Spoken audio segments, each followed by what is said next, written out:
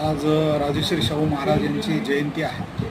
आरक्षणाचे जनक राजश्री शाहू महाराज यांना कृतिशील अभिवादन करण्यासाठी आंबेडकरवादी मिशनतर्फे 2011 पासून 26 जून या दिवशी राज्यस्तरीय प्रवेशपूर्व परीक्षा घेऊन या ठिकाणी 6 महिन्यासाठी गोरगरीब सर्व जाती धर्मातील विद्यार्थ्यांना UPSC MPSCच्या परीक्षेसाठी मार्गदर्शन वर्गामध्ये प्रवेश देण्यासाठी ही राज्यस्तरीय प्रवेश परीक्षा घेण्यात येते.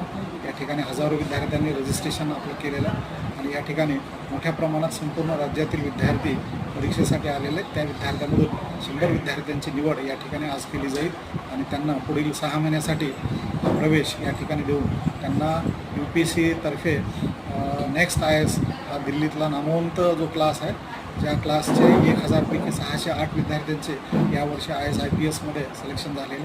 हा अत्यंतिक महत्त्वाचा आणि अगदी म्हणजे खूप खर्चिक असा क्लास नांदेडमध्ये आंबेडकरवादी मिशनमध्ये निःशुल्क विद्यार्थ्यांसाठी उपलब्ध आहे.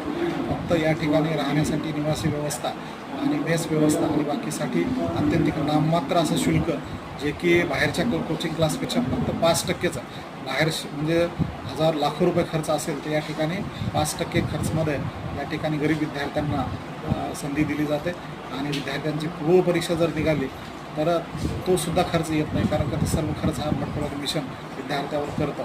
त्यामुळं म्हणजे आंबेडकरवादी मिशनमधील या प्रवेश परीक्षेसाठी संपूर्ण महाराष्ट्रातून आज तुडुंब विद्यार्थी पालक या ठिकाणी आलेले आहेत आणि त्यांचा प्रचंड प्रतिसाद आहे. प्रचंड पाऊस आहे काल रात्रीपासून, तरीसुद्धा या ठिकाणी म्हणजे आमचे जे काय परीक्षेची सगळी यंत्रणा ही खचाखचा आज आहे आणि आज विद्यार्थ्यांचा प्रचंड प्रतिसाद आहे. त्यामुळं या ठिकाणी आज सर्वांचं, पालकांचं, विद्यार्थ्यांचं मी स्वागत करतो आणि त्यांच्या उज्ज्वल भविष्यासाठी आंबेडकरवादी मिशन हे नक्कीच आपला खारीचा वाटा उचलेल प्रयत्न करेल. विद्यार्थ्यांनीसुद्धा कठोर अभ्यासाची तयारी ठेवावी, पालकांनीसुद्धा संयमाची तयारी ठेवावी आणि विद्यार्थ्यांना अधिकारी करून सामाजिक देणं लागतं.